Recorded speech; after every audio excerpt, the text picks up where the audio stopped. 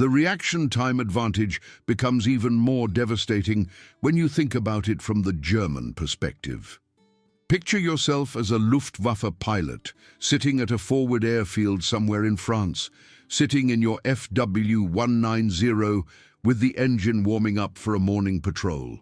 At 18,000 feet, you get a 3-minute warning from radar operators, plenty of time to take off, gain altitude, prepare yourself mentally for combat. At 50 feet, the first warning you get is the sound of those Pratt & Whitney R2800 engines howling over the tree line. From the moment you hear that sound to the moment of impact, you've got 11 seconds. That's not enough time to sprint to your aircraft if you're in the mess tent. It's not enough time to man the anti-aircraft guns if you're the flak crew. It's barely enough time for your brain to process what's happening before you die. American pilots start catching German fighters on the ground, with their wheels still chocked, with pilots climbing into cockpits, with ground crews standing around doing routine maintenance. It stops being combat and becomes something closer to slaughter, which sounds harsh until you remember that these same German pilots had been doing exactly the same thing to Allied formations for years. The speed differential becomes a survival tool in ways that the aircraft designers never anticipated. A P47 at full throttle, doing 350 miles per hour at ground level, is moving too fast for German gunners, who are trained on high-altitude tracking techniques. Anti-aircraft crews calculate lead time based on altitude and speed, firing at where the target will be rather than where it is right now. But at hedge-hopping altitude, those calculations completely fall apart. By the time an 88mm shell reaches the point where you were supposed to be, you've already traveled a quarter mile past it. The shell explodes in empty air behind you, and the gunner is still trying to figure out where you went.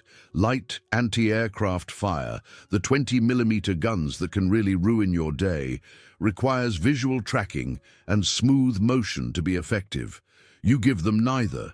You're a blur that appears and vanishes before the gunner's brain can process what his eyes just saw, and by the time his hands react to move the gun, you're already gone. Then there's the pursuit problem, which becomes really interesting when you examine it from a tactical perspective. Say a Messerschmitt 109 pilot spots you down at 50 feet and decides to dive down and engage. He's got speed from the dive, he's got position, he's got you dead to rights according to everything he learned in fighter school. Except he doesn't, because at 50 feet there's absolutely no room for error. Every single pursuit maneuver he makes risks flying him straight into a hillside or through a tree line or into a church steeple. You're not just evading his guns anymore, you're forcing him to choose between killing you or killing himself.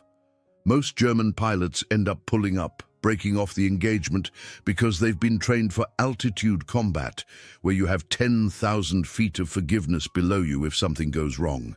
Nobody trained them to dogfight at the altitude where birds live, where one mistake means you're dead before you can even think about ejecting. The psychological pressure completely reverses. Suddenly the hunter is terrified, and the prey is perfectly comfortable, because you've been practicing this for weeks and he's never done it before in his life. American pilots discover they can use terrain the way submarines use depth, turning the landscape itself into a tactical advantage. You see a German fighter on your tail? Drop into a river valley and follow the curves, using the hills and bends to break line of sight. The Bf-109 either loses visual contact with you or follows you into a maze where his speed advantage becomes a serious liability, where he's constantly reacting instead of acting. You spot a village ahead.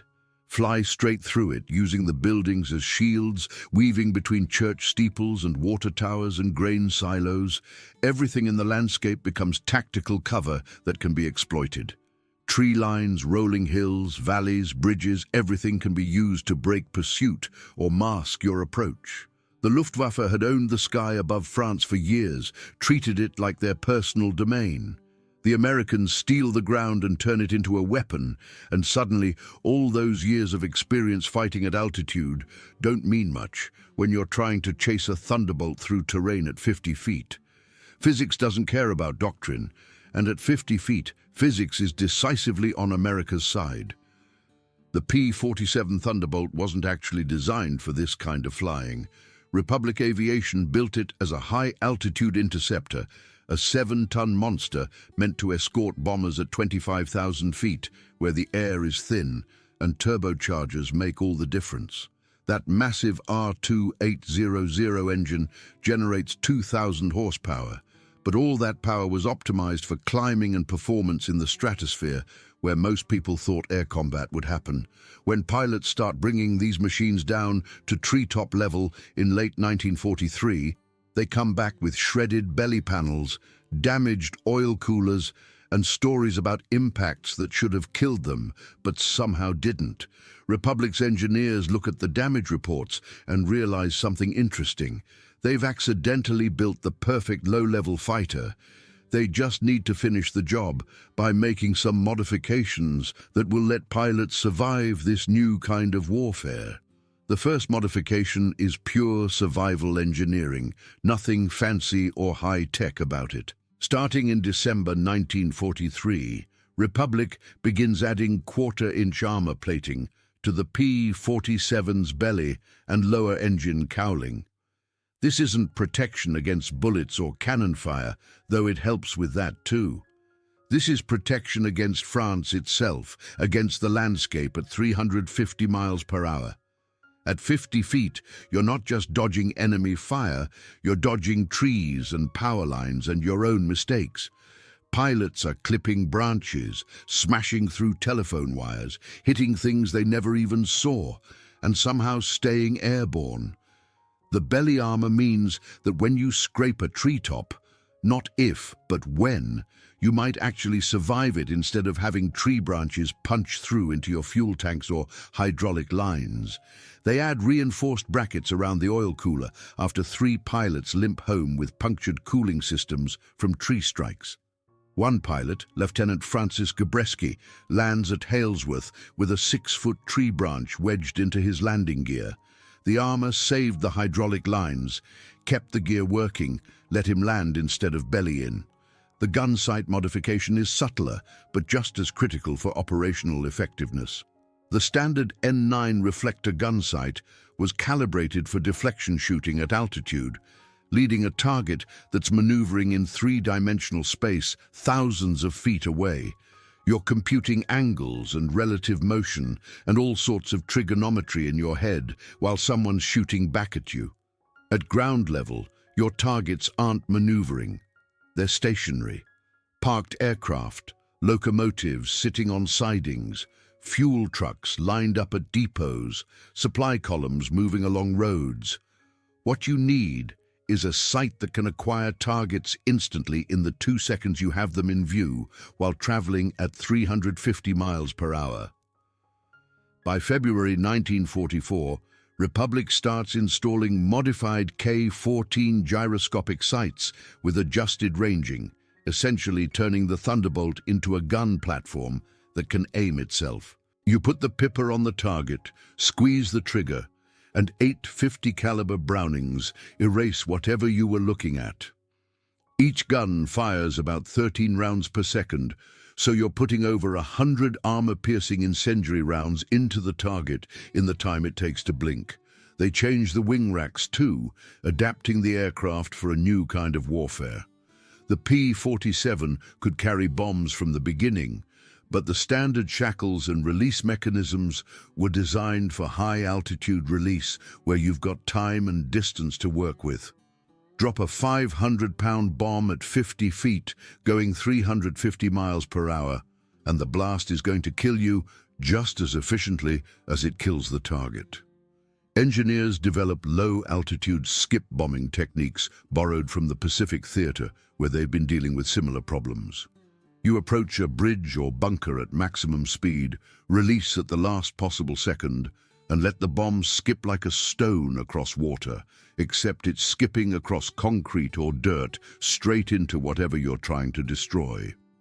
The P47D-25 variant that rolls out in March 1944 comes with reinforced wing roots, specifically designed to handle the stress of pulling out of these insane attack runs, because pulling 6 or 7 Gs at low altitude with bombs and fuel and ammunition on board creates stresses that the original airframe wasn't designed to handle. But the most important modification isn't mechanical. It's training and institutional knowledge. By April 1944, replacement pilots arriving in England aren't just getting the standard fighter training anymore. They're going through a new qualification course at Atcham, where they learn to fly navigation runs at 50 feet across the English countryside, learning to read terrain at speeds where hesitation means death. They practice snap firing at ground targets, learning to shoot in 1-second windows. They fly formation at hedge height until flying that low feels normal instead of suicidal, until their instincts adapt to this new altitude where everything happens faster than human reaction time should be able to handle. The instructors are pilots who've survived 2 months of the real thing over France, men who know exactly what works and what gets you killed. Their lessons are brutally simple. Altitude kills you because the Germans own it. Speed saves you because they can't track you. The P-47 can take damage that would atomize any other fighter, so trust the aircraft. Master the altitude, stay alive, and you might actually make it home to see your family again. April 8th, 1944, becomes the day the Luftwaffe learns that nowhere in occupied France is safe anymore. Colonel Hubert Zemke has spent 6 months quietly perfecting the treetop tactic, rotating pilots through the hedge-hopping qualification course, studying intelligence reports on German airfield locations, analyzing what works and what doesn't, waiting for the right moment to unleash everything at once in a coordinated strike that will break the Luftwaffe's back. That moment arrives with spring weather clearing over Normandy and intelligence confirming that Jagdgeschwader 2 and Jagdgeschwader 26, 2 of the Luftwaffe's elite fighter wings with years of combat experience, are rotating squadrons through forward bases near Evreux and Bernay. The Germans think these fields are safe, tucked 60 miles inland, protected by anti-aircraft batteries and early warning networks. They're about to learn they're wrong. Zemke launches a coordinated strike involving 48 P-47s from 3 fighter groups, the 56th, 78th, and 353rd. No bombers to escort, no high-altitude sweep, no defensive mission. Just pure low-level hunting, offensive action designed to destroy the Luftwaffe on the ground. The formations split up after crossing the French coast, dropping to 100 feet, then 50, thundering across the Norman countryside in 4-ship flights. French resistance spotters later report they could feel the ground shake from the engine vibrations. The first flight hits Evreux airfield at 08:47 hours. 16 Bf-109s are on the ground in various states of readiness, some taxiing toward the runway, some still being fueled, several with pilots climbing aboard getting ready for morning patrols. The P-47s materialize out of the morning haze, doing 360 miles per hour, and the German gunners never get a single shot off. In 90 seconds, 11 Messerschmitts are burning hulks scattered across the tarmac, and the Americans are gone, already racing toward their secondary targets using terrain to mask their withdrawal. The beauty of this coordinated strike is the timing, the way it exploits the Luftwaffe's command structure. The German system depends on radio communication and centralized control, with commanders vectoring units around like pieces on a chessboard. When Evreux gets hit, they try to warn other bases, get fighters airborne, respond to the threat. But the Americans are already hitting those other bases. Bernay gets hit 8 minutes after Evreux. Beaumont-le-Roger gets hit 4 minutes after that. Creel, Conchise, Dreux, one after another like dominoes falling, the Luftwaffe controllers are trying to vector fighters to intercept threats that have already attacked and vanished, trying to defend against an enemy that's simultaneously everywhere and nowhere. It's like trying to swat flies with a sledgehammer while the flies are systematically tearing your house apart, one room at a time. By 09:20 hours, P47s have hit 7 different airfields across a 40-mile radius, and the German command structure is in complete chaos. The German pilots who do manage to get airborne find themselves in an impossible situation, trying to chase targets they can't see, flying at altitudes where one mistake means instant death. Lieutenant Robert Johnson, one of Zemke's original 3 guinea pigs from September, leads a flight that catches a staffel of FW-190s at Conches Airfield during their morning briefing. The German pilots are standing beside their aircraft discussing the mission when Johnson's flight screams over the boundary fence. Johnson's gun camera footage shows what happens next, and it's difficult to watch even 80 years later.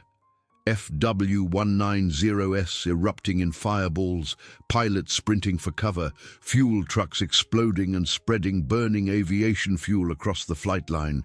Johnson's after-action report is clinical and matter-of-fact. Destroyed 4 aircraft on ground, probably destroyed 2 more, heavy damage to fuel storage facilities. No enemy fire encountered. Time over target, 11 seconds. 11 seconds that erase 2 years' worth of Luftwaffe training, maintenance work, and irreplaceable experienced pilots. The week-long April offensive, what American pilots start calling the Chattanooga choo-choo runs, after they expand operations to include hitting trains. Claims 47 confirmed German aircraft destroyed on the ground, 23 locomotives destroyed, and countless trucks, fuel depots, and ammunition dumps turned into smoking craters. The cost to achieve this is 3 P47s. 1 lost to anti-aircraft fire that got lucky, 1 to flying into a power line the pilot never saw coming, 1 to engine failure on the way home, probably damaged by debris from a target. The loss ratio works out to 15-1 in favor of the Americans, and suddenly every Luftwaffe base commander in France is screaming for more anti-aircraft guns, more camouflage, more anything that might stop these hedge-hopping Thunderbolts. The desperation in German radio intercepts is obvious to anyone listening. The hunters have become the hunted, and they have absolutely no idea how to fight back against this new kind of warfare. General Lieutenant Adolf Galland, commander of the Luftwaffe's fighter forces and one of Germany's top aces, reads the April loss reports and understands immediately that his air force is facing an existential threat. Losing aircraft in combat is one thing, part of war, something you can plan for and adjust to. You can replace planes with production.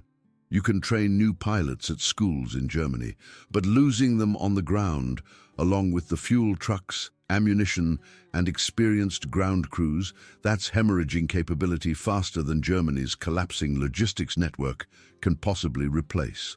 On April 19, 1944, Galland issues Directive 487 to all Jagdverband commanders in France. Relocate aircraft dispersal areas at least 800 meters from runways. Increase anti-aircraft coverage on approach paths. Establish visual observer networks in villages surrounding every airfield. It's a tactical band-aid on an arterial bleed, and Galland knows it, but he has to try something, because the current situation is unsustainable. The anti-aircraft repositioning happens first because it's the easiest change to implement quickly. Luftwaffe ground forces drag 37mm and 20mm automatic cannons away from airfield perimeters and place them a kilometer out, hoping to catch the P-47s before they reach attack range. It doesn't work the way they hope. The Americans simply fly lower, using terrain folds and tree lines to mask their approach until they're already inside the anti-aircraft envelope.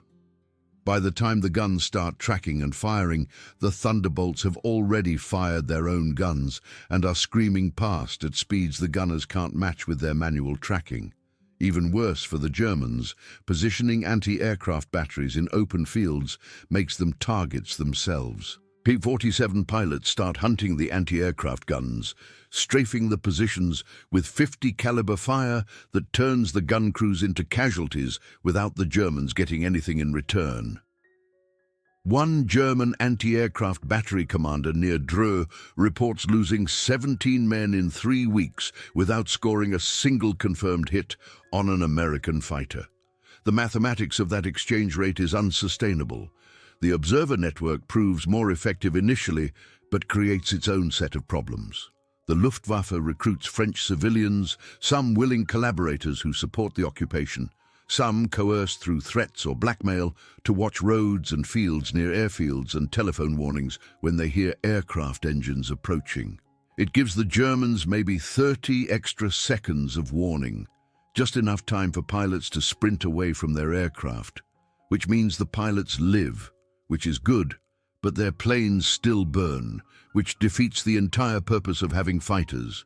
The French resistance figures out the observer system within days and starts feeding false reports, sending Luftwaffe personnel scrambling to their dispersal areas for ghost attacks, while real P-47s hit different bases entirely. By mid-May, the observer network has become so polluted with misinformation that German commanders stop trusting it entirely, which means they're back where they started. The dispersal tactic represents the most desperate measure and reveals how badly the Luftwaffe is losing this fight. Instead of parking aircraft in neat rows near the runway, where they're efficient for maintenance and rapid launching, German ground crews start hiding individual fighters in tree groves, barns, and camouflaged revetments scattered across the countryside. It saves aircraft from strafing runs, stops the hemorrhaging of equipment, but it destroys operational readiness, which is the entire point of having fighter bases in the first place. A Bf-109, hidden in a farmer's barn 2 kilometers from the runway, needs 20 minutes to reach the flight line, get fueled, armed, and airborne. The whole point of a fighter base is rapid response to threats. The Americans have forced the Luftwaffe to choose between protecting their aircraft and actually using them for combat operations. They choose protection, which means that even when German fighters survive, they aren't flying missions. They're sitting in barns like museum pieces. Galland tries one more countermeasure in late May called Operation Würger, a plan to use FW-190S, fitted with additional armor and heavy cannons, to hunt the hedgehoppers. The theory makes sense on paper. These heavily armed fighters could fly low-altitude patrols and catch P-47s during their attack runs when the Americans are focused on ground targets and vulnerable. It fails spectacularly in practice. The armored FW-19s are slower and less maneuverable than standard variants, and at 50 feet, those disadvantages are absolutely fatal. In the first week of Würger operations, the Luftwaffe loses 6 of their modified fighters without scoring a single kill against the Americans. The program gets quietly cancelled, and nobody talks about it again because it's just too embarrassing. There's no effective counter to hedgehopping because the tactic doesn't fight fair, doesn't give the Germans anything they can adapt to. It exploits every single weakness in the Luftwaffe's defensive system simultaneously. The Germans can maybe adapt to one element, possibly 2, if they're lucky and well led, but not all of them at once, not when the Americans are hitting them from every angle, with tactics that evolve faster than the German command structure can respond.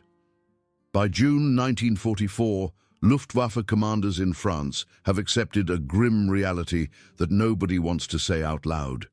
Their aircraft aren't safe on the ground. They aren't safe taking off. They aren't safe anywhere. And the Americans can strike any target at any time with virtual impunity.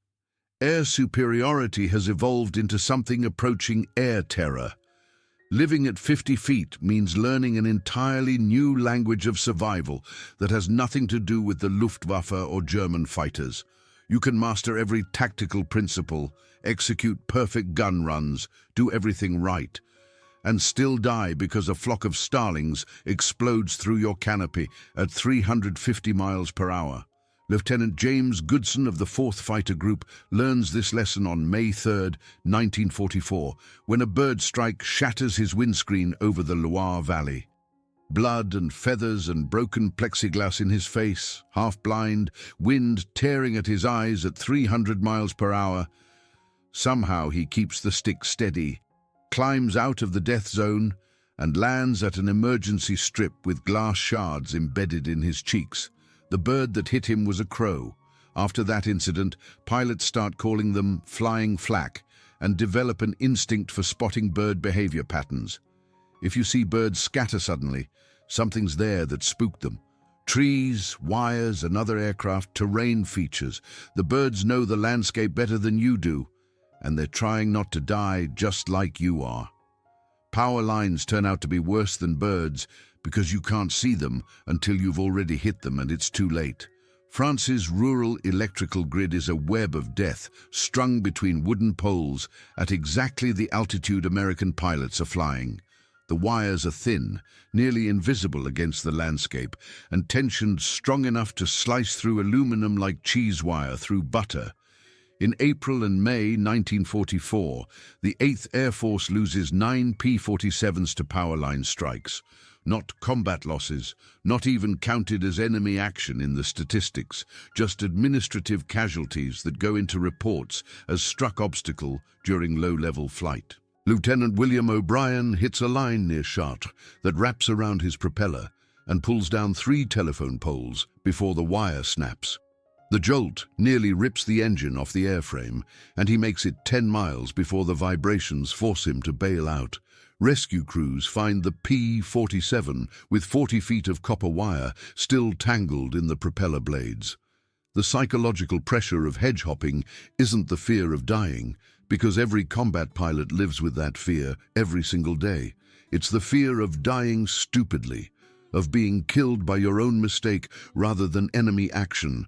At altitude, if you get killed, it's combat. Honorable. Someone writes your mother a letter about your bravery and sacrifice. At 50 feet, if you get killed, it's because you misjudged a hillside or didn't see the chimney or got distracted for half a second. Your wingman reports that you flew into the ground and everyone knows you made a mistake.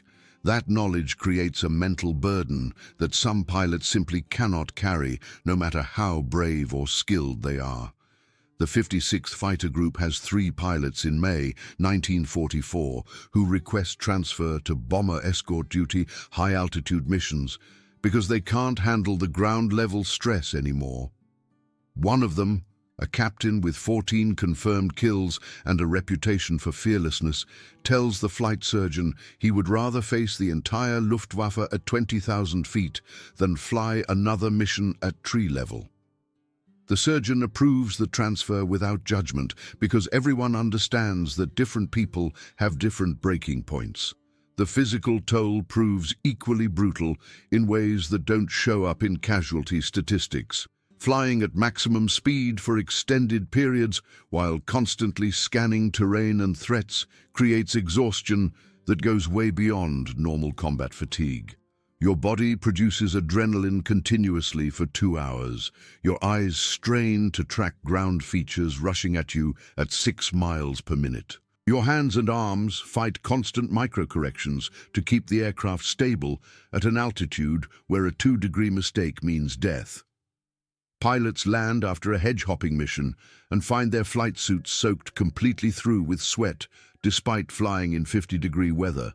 Some can't hold coffee cups steady for an hour after landing, their hands shaking too badly. The flight surgeons document cases of pilots with hand tremors so severe they can't write their after-action reports and have to dictate them to clerks instead.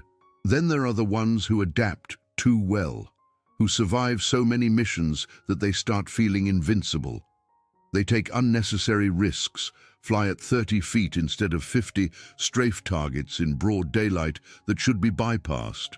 The squadron commanders watch for this carefully because overconfidence at that altitude has a 100% mortality rate. It's just a question of when, not if. Major Gerald Johnson grounds one of his best pilots for a week in May after the pilot flies under a railway bridge instead of over it. Not because he violated regulations, though he absolutely did, but because he'd stopped being afraid, and at 50 feet a healthy fear is the only thing keeping you alive. Lose that fear and you become another name on the casualty list. June 6, 1944, 0530 hours. Dawn breaks over Normandy, and 156,000 Allied troops are hitting 5 invasion beaches in the largest amphibious assault in human history. The entire operation, everything Eisenhower and the Allied command staff have planned for years, depends on one critical assumption. The Luftwaffe won't show up. Not can't show up. Won't show up because American fighters will make any German attempt to reach the beaches a suicide mission with zero chance of success. The Supreme Commander has bet the entire invasion on air supremacy, and the hedge-hopping P47s are about to cash that check with extreme prejudice. Before the first landing craft touches sand, 289 Thunderbolts are already screaming across northern France at treetop level, hitting every Luftwaffe base within 150 miles of the coast. The strike starts at 0445 hours, 90 minutes before H-hour. The timing is surgical, designed to catch the Germans during their most vulnerable moment, right as they're preparing dawn patrols to investigate the invasion fleet that their radar has been tracking all night across the English Channel. At Creil Airfield, 35 miles north of Paris, a group of Bf-109s is taxiing into takeoff position when 8 P-47s from the 78th Fighter Group materialize out of the pre-dawn gloom. The German pilots have their canopies open, checking instruments, completely focused on their pre-flight routines. They die without ever seeing what killed them. 18 Bf-109s destroyed in the time it takes to read this sentence. At Beauvais, at Abbeville, at Amiens, the same scene repeats. German fighters burning before they can defend the beaches that are about to be lost. The hedge-hopping tactics evolve in real time that morning into something more sophisticated than simple strafing runs. Fighter groups coordinate continuous sweeps, where one flight finishes its attack and pulls off target, while another is already inbound from a different direction. The Germans never get a moment's respite, never have time to reorganize or counterattack. Radio intercepts capture Luftwaffe controllers screaming contradictory orders, trying to vector fighters to intercept threats coming from everywhere simultaneously. At 0620 hours, Jagdgeschwader 26 attempts to launch a Staffel from Lille-Vandeville to attack the beaches. They get 4 aircraft airborne before P-47s hit the field. Those 4 that manage to launch get bounced by high-altitude P-51 Mustangs waiting above the cloud layer specifically to catch any German fighters that make it off the ground. None of them reach the coast. None of them even get close. The systematic destruction isn't just about killing aircraft. It's about breaking the Luftwaffe's will to even try anymore. About creating a situation where attempting to contest Allied air superiority becomes obviously futile. By 0800 hours, as American troops are fighting through the surf at Omaha Beach, taking heavy casualties from German bunkers, the Luftwaffe has managed to put exactly 2 aircraft over the invasion fleet. 2 reconnaissance planes that get shot down within minutes of arriving. The German leader back in Berlin reportedly spends the morning raging at his air commanders, demanding to know where the Luftwaffe is, why they aren't defending France. The answer is simple and brutal. They're burning on airfields across France, destroyed by hedgehoppers who learn to fight at 50 feet. The hedgehoppers fly 847 individual sorties that day, an operational tempo that should be physically impossible to sustain. They don't fly neat 8-hour missions with rest periods. They fly, land, rearm and refuel in 20 minutes, then launch again immediately. Some pilots fly 4 sorties before sunset, spending more time in the air than out of it. The ground crews work with such manic intensity that several collapse from exhaustion, having to be carried to medical tents. During daylight hours, The P-47s expand beyond airfields to systematically destroy anything moving toward Normandy. Trains, truck convoys, fuel depots, bridges. If it could support a German counterattack, it becomes a priority target for destruction.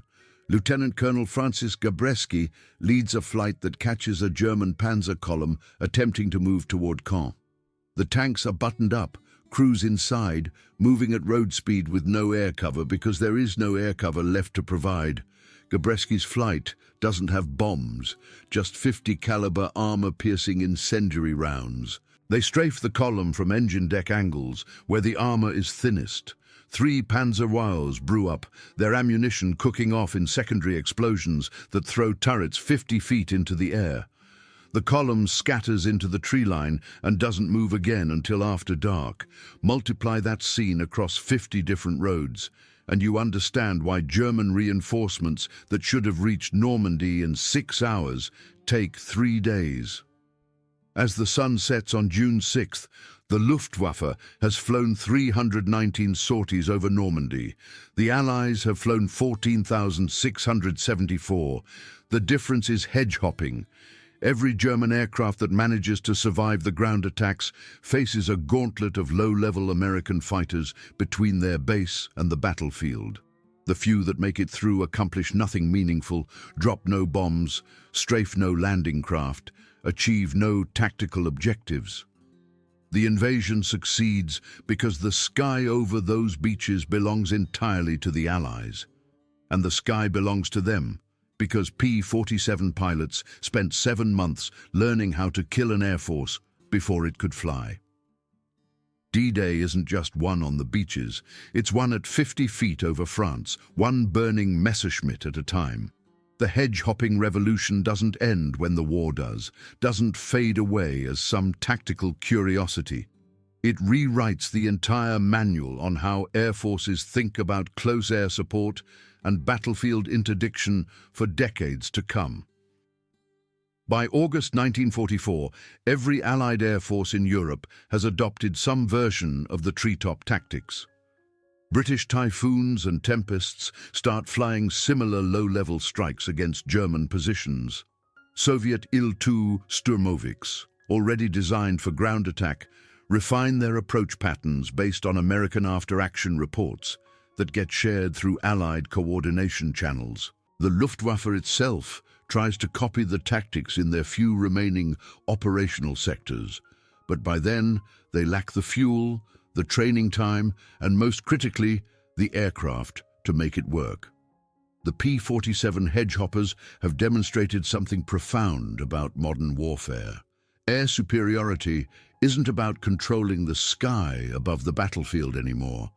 It's about controlling every inch of airspace from ground level upward. You can't just win at altitude. You have to dominate everywhere, from the stratosphere down to the dirt.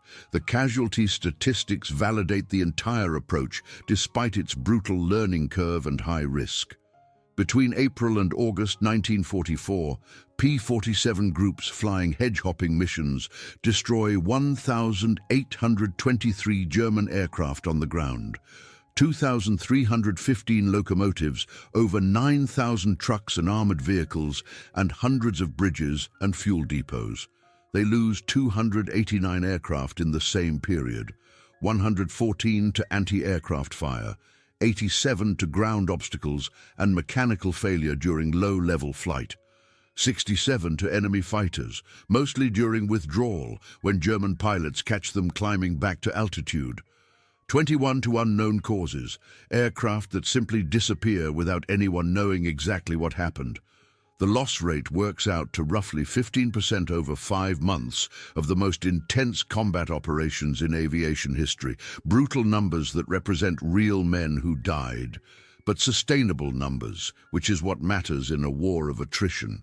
More importantly, the aircraft destroyed on the ground never kill Allied bombers, never strafe Allied troops, never contest the skies over France.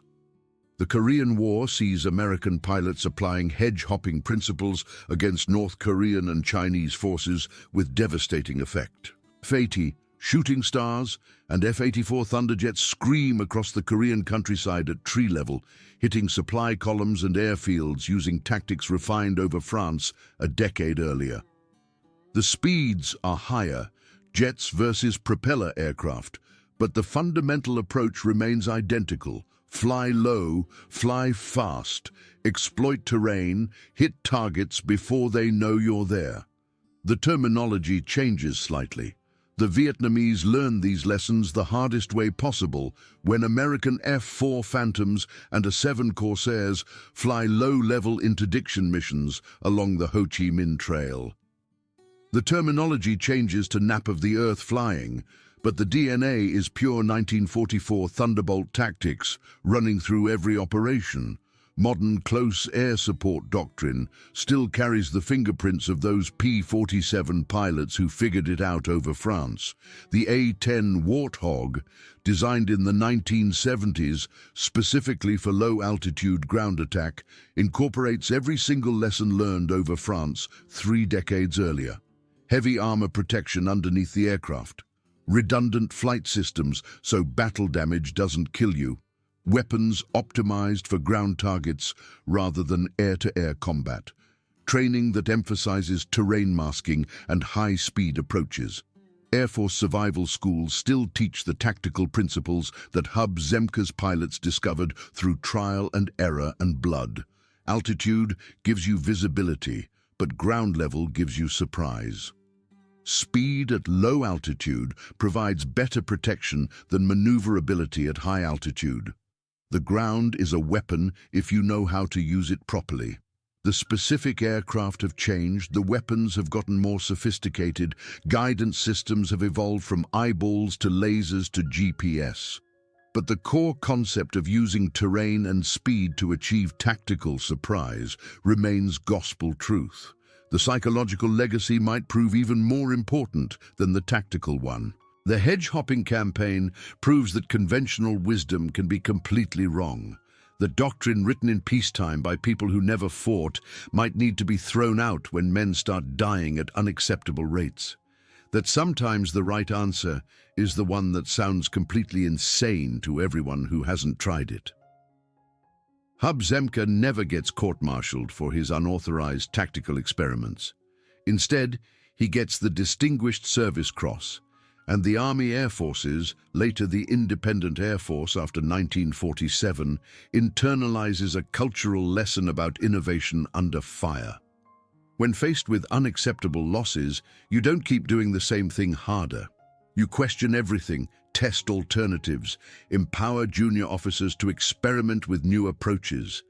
That institutional flexibility becomes part of American air power doctrine in ways that matter for decades. Walk through the Air Force Museum in Dayton today, and you'll find a P-47 Thunderbolt suspended from the ceiling in all its massive glory. The placard talks about high-altitude bomber escort and the massive radial engine and the .850 caliber machine guns. All historically accurate information, but incomplete because it misses the real story. The real story of the Thunderbolt is that it became most dangerous when it flew lowest, when pilots pointed that massive nose at the ground instead of the sky, when it became a hedge-hopping predator that taught an entire generation how to fight at the altitude where physics and surprise mattered more than altitude advantage ever could. 7 months. From September 1943 to April 1944, 50 feet of altitude, and a willingness to ignore every rule in the book. That's how American pilots turned the tables on the Luftwaffe, caught them completely off guard, and helped win the war one strafing run at a time.